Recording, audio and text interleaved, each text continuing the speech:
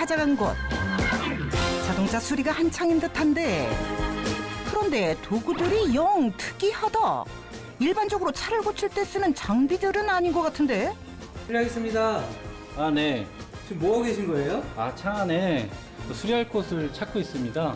저는 자동차 실내를 복원하는 사람입니다. 차량 내부 복원 전문 한동훈 기술자. 이게 이제 손짓 자국이나 뭐 이런 걸로 인해서 생긴 상처들인데요. 여기 보이시죠? 뭐 이런 것들이 이제 그 스크래치거든요. 특히 가죽 시트의 경우 안전벨트나 옷, 신발 등에 의해 쉽게 손상되는 곳 중 하나라고. 가죽 필러나 이런 거를 이용해서 그 크랙감 부분을 채워주고, 그 다음에 이제 저희가 갖고 있는 코팅제로 코팅을 한 겹을 입혀주고, 그 다음에 이제 컬러 매칭을 해서 염색을 진행합니다. 그렇게 하면 순정 상태의 새 것처럼 그 느낌처럼 돌아갑니다. 본격적으로 차량 실내 복원에 나서는데 갑자기 글라인더를 작동시키는 기술자. 가죽을 마구 갈아내더니 어머머, 사포질까지? 가죽 다 상하겠어요. 이게 어떻게 보면 뭐 가죽을 표면을 손상시키는 것 같지만 손상된 그 어떤 표면을 정리하는 과정이고요. 다음으로 시트 주변을 비닐로 막아주고 코팅제를 스티로폼에 묻혀 꼼꼼히 발라주는데 기존의 가죽을 보호해주는 것과 동시에 가죽에 있는 미세한 상처들을 어느 정도 메워주는 역할을 한다고. 사포질을 했는데도 그 면이 맞지 않아서 어떤 이 가죽 필러로 어떤 다시 그 크랙을 채울 겁니다. 크림 형태의 가죽 보수제를 시트에 얇게 발라주는 기술자. 보시면 크랙이나 파인 부분이 있습니다. 그 파인 부분에 이 필러를 채워주는 거죠. 그리고 열을 가해 보수제를 바싹 말려 굳혀준다. 그런데 수리하다 말고 어디론가 이동하는 기술자. 그리고는 무언가를 열심히 고르는데 뭘 준비하고 계신 거예요? 복원 작업은 끝났고요. 이제 가죽 페인팅을 하기 위해서 이제 컬러를 지금 고르고 있는 중입니다. 가죽 시트에 맞는 색을 직접 조합한다는 기술자. 같은 컬러라도 차종마다 미세한 차이가 있어 오랜 경험과 노하우가 필수라는데 가죽색을 찾는데 얼마나 걸리시는 거예요? 네, 보통 쉬운 컬러 같은 경우에는 한 10분 이내 정도 걸리고요. 좀 특색 있는 좀 어려운 컬러들은 한두 시간도 걸리기도 해요. 아, 한두 시간 동안 이제 색을. 네. 또한 염색제를 바를 땐 약품이 뭉칠 수 있어 조금씩 발라줘야 한다고. 마지막으로 염색약을 전체적으로 도포해준 뒤 다시 한번 열을 가해 꼼꼼히 건조시켜주면 작업 끝났습니다. 한번 보시죠. 어떻게 되었는지 궁금해지는데 이거 아까 본 가죽 시트 맞나요? 처음 보았던 상처나 갈라진 자국들이 믿을 수 없을 정도로 완벽하게 복원된 모습. 가죽 시트에 상처나 스크래치가 생겼을 때 보통 뭐 교체나 교환을 많이들 생각하시는데 이런 어떤 복원 작업만으로도 어떤 새 거와 같은 효과를 볼 수 있습니다. 이게 복원의 장점이죠. 작업이 끝나기 무섭게 또 다른 차를 가지고 오는 기술자. 이 차량은 97년식 올드카입니다. 네, 가죽을 보시면 갈라지고 이렇게 좀 손상이 되어 있는 부분들이 있어요. 그래서 이 가죽 핸들 부분하고 뒤에 그 도어 트림 하단에 구멍을 메우는 어떤 복원 작업을 할 겁니다. 먼저 밑작업을 진행한 뒤 사포로 핸들 가죽을 정리해 주는데 이번에는 아까와는 다른 약품이 등장한다. 과연 그 정체는? 가죽이나 작은 상처 같은데 금 같은 거 있잖아요. 그런 데를 이제 메우는 그런 수선제 일종이에요. 심하게 갈라진 곳은 단단히 고정해줄 점속 높은 가죽 보수제를 사용해야 한다고. 보수제를 건조시킨 뒤 색까지 입혀주면 핸들 복원도 완료. 새 새 것이라고 해도 믿을 정도로 깨끗해진 핸들. 이번에는 문을 수리할 차례. 보강제로 구멍난 곳을 채우고 그 위를 가죽 보수제로 덧발라준 뒤 기존 차량 문과 동일한 색을 발라주면 자동차 문 복원도 완료. 중고차를 구매하신 분들이 새 차 같은 느낌으로 이제 바꾸고 싶을 때 이럴 때 많이들 하시고요. 올드카 매니아 분들이 많으신데 작은 흠집서부터 큰 어떤 상처까지 많으시거든요. 그런 것들을 이제 많이들 복원을 하십니다. 운전자들이 더 많이 머무는 차량 내부. 그래서 더 세심하게 작업하려 노력한다는 기술자. 그의 목표는 무엇일까? 제가 쌓아온 어떤 노하우를 자동차 실내 부분을 좋아하시는 분들께 기술 전수를 할 예정이고요. 저를 믿고 찾아주시는 고객님들에게 최고의 보공 기술로 보답하겠습니다.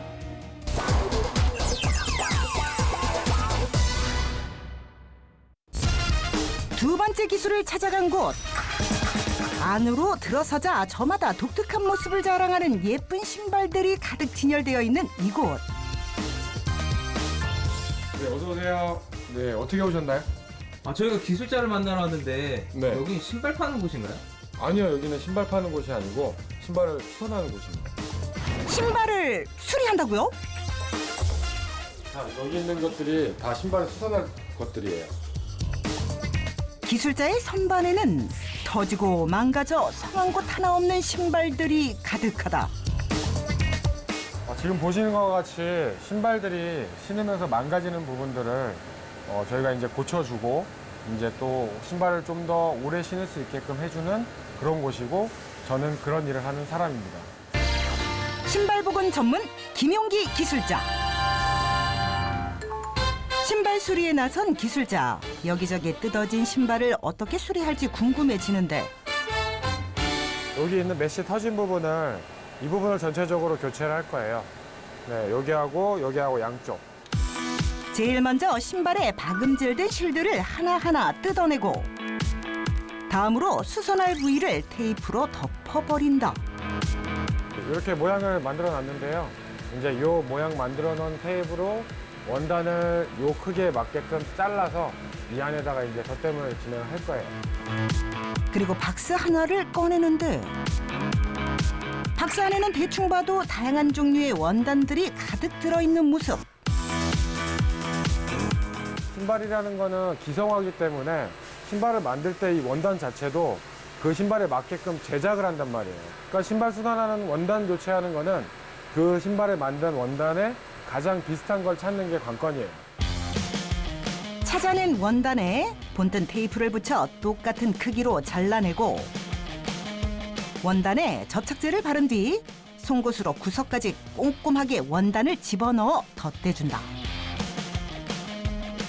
다음으로 수선 과정 중 가장 조심해야 한다는 재봉 작업.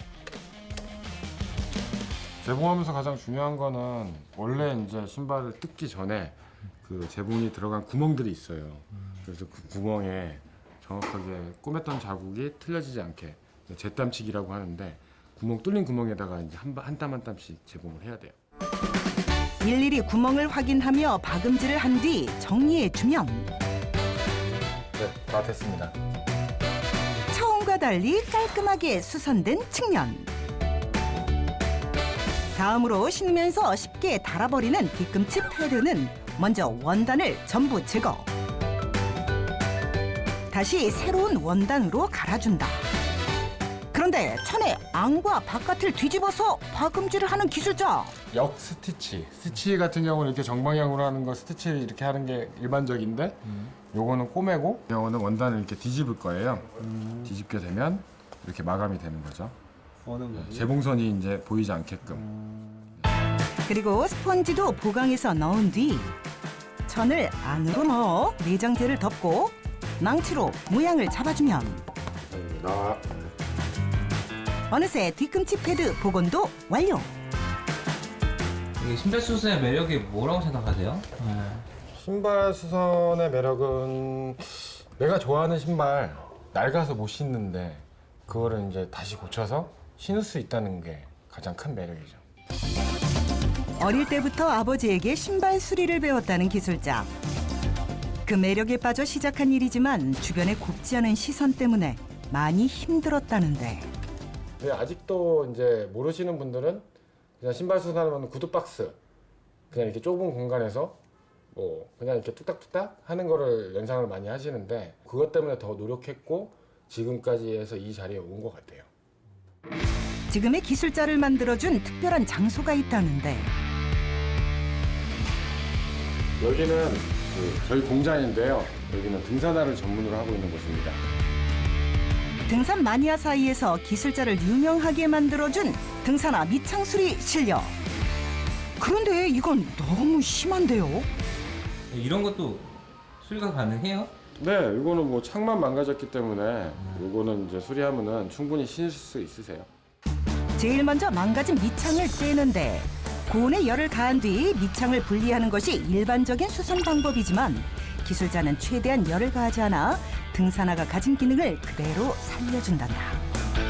다음으로 등산화에 맞는 밑창을 찾는데 기술자가 가진 등산화 전용 밑창만 해도 10가지나 된다고. 등산화도 형태가 다 다르기 때문에 창 형태에 맞게끔 다 준비를 해야 되거든요. 이 형태의 창하고 딱 봐도 눈에 보이게 다르잖아요, 형태가. 처음부터 한 몸이었던 것처럼 꼭 맞는 신발과 밑창. 이제 신발과 밑창에 접착제를 바르고 합쳐진 신발과 밑창이 들뜨지 않게 손의 감각으로 꼼꼼하게 붙여준 뒤 압축기로 조이면 완료. 알면 할수록 복잡한 과정에 놀라게 되는 신발 수리의 세계.